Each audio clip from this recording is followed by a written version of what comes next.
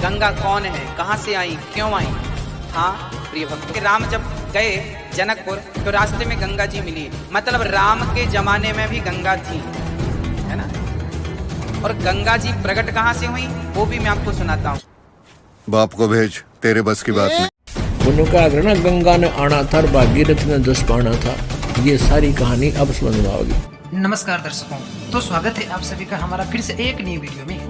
तो दर्शकों, आप सभी के लिए लेकर आए हैं फिर से आध्यात्मिक ज्ञान चर्चा दो संतों के बीच में। तो एक तरफ है संत रामपाल जी महाराज और दूसरी तरफ है अनिरुद्र आचार्य जी महाराज। तो दर्शकों, आज हम जानेंगे कि गंगा कहाँ से आई है, गंगा की उत्पत्ति कैसे हुई। इसी उलझे प्रश्न को लेकर आप सभी के बीच में लाए हैं दो संतों का आध्यात्मिक विचार। तो दर्शकों, आज का वीडियो बहुत महत्वपूर्ण होने वाला है, तो वीडियो छोड़कर आप कहीं जाइएगा मत। तो जो भी भाई हमारे यूट्यूब चैनल पर नए हैं तो वीडियो को फटाफट लाइक और चैनल को सब्सक्राइब कर लीजिए। तो चलिए शुरू करते हैं आज के आध्यात्मिक ज्ञान चर्चा और पहले जान लेते हैं अनिरुद्र आचार्य जी महाराज के विचार।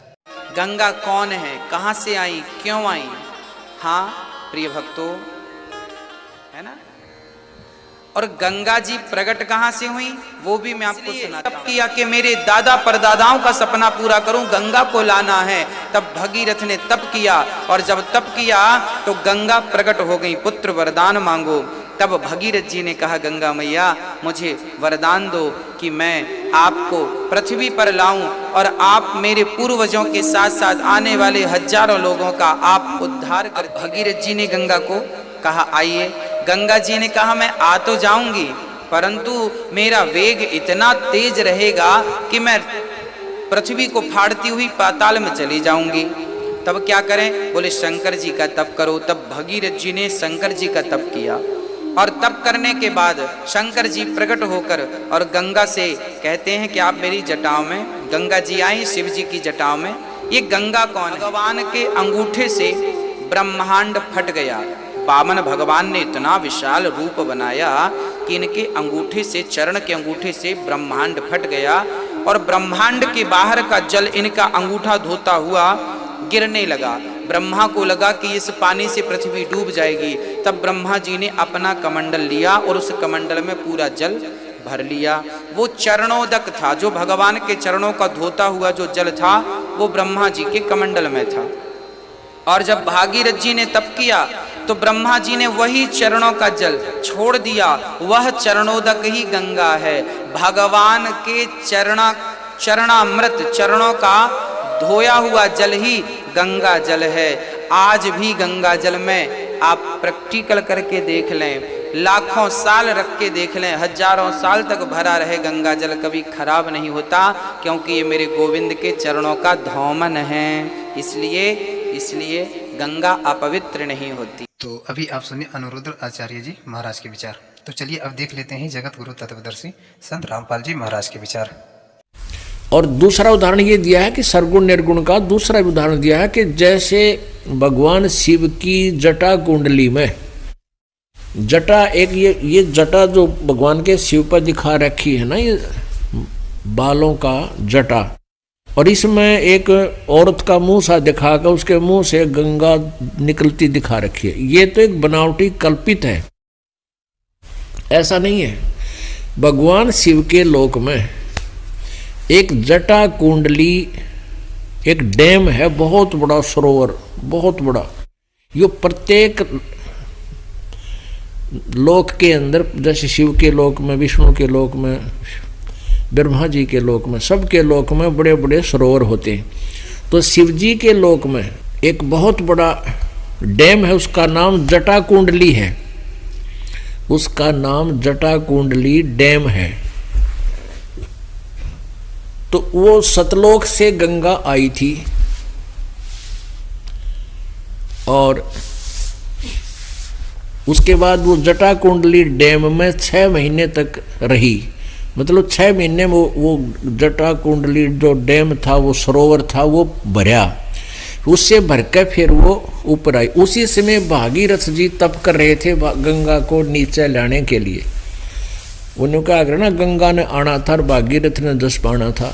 ये सारी कहानी अब समझ में आओगी। अब यहाँ क्या बता रहे हैं, शिव की जटा रहे जो गंगा,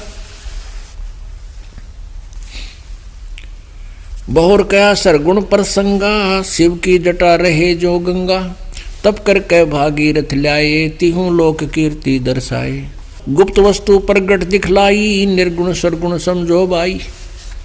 कि या गंगा हमने ना दिखे थी, हमारे लिए अवेलेबल पृथ्वी पर नहीं थी।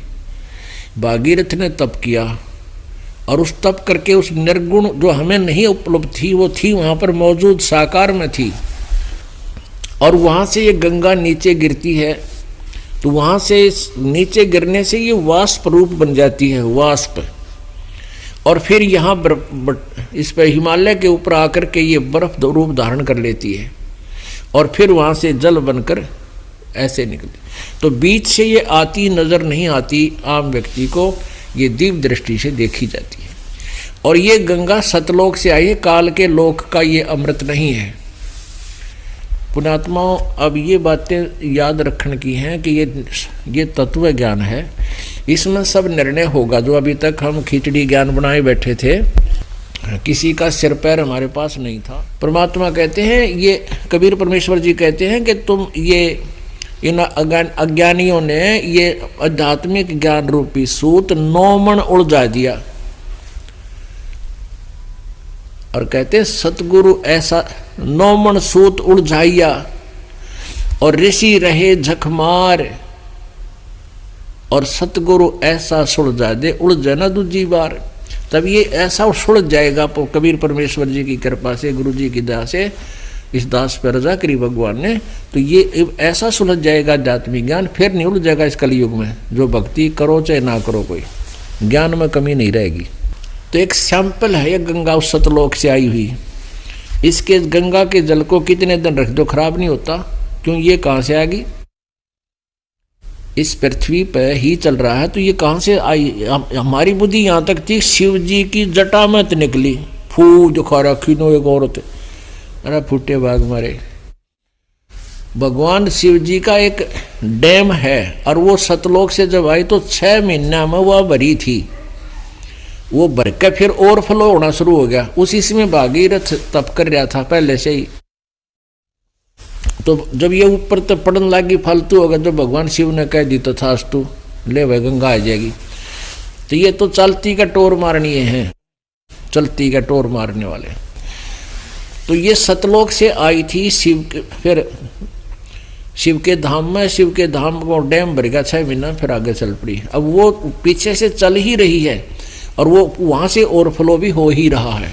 तो अभी आप सुने दोनों धर्मगुरुओं का विचार, तो किसका ज्ञान सही था कमेंट में आप हमें जरूर बताएं। तो मिलते हैं अगले वीडियो में, जब तक के लिए धन्यवाद।